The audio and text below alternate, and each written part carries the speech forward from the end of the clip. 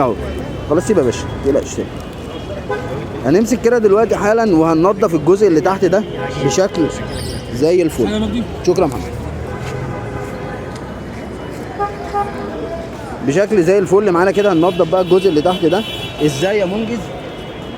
هتجيب حته سلك ناعمه زي سلك المواعين الناعم خلاص، وهتلمع كده الحتت بقى اللي متوسخه، هتنضف معاك زي ما انت شايف كده، رجعت للمعتها الاصليه، حتى الوساخه اللي كانت عليها اتشالت من كل الجناب اهي.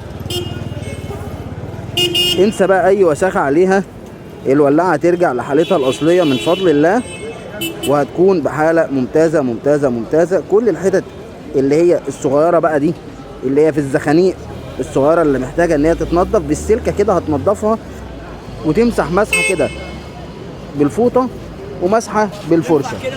اقعد الف عليك واقعد الف عليك مسحه بالفرشه.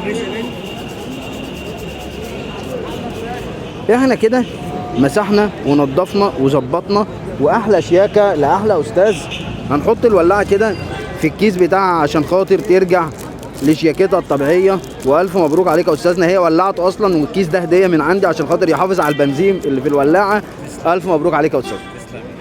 ممكن بس يعني ايه خدها مني كده في الفيديو معلش عشان عايز ايوه يعني خدها مني في الفيديو. حبيب قلبي يا اخويا، حبيبي يا غالي، نورتنا نورتنا نورتنا. واحلى مسا عليكم اصحاب منجز، نورونا في اي وقت. اللي عنده اي مشكله في اي ولاعته ينورنا في سوق ديانا، واشوفكم في فيديو جديد. سلام.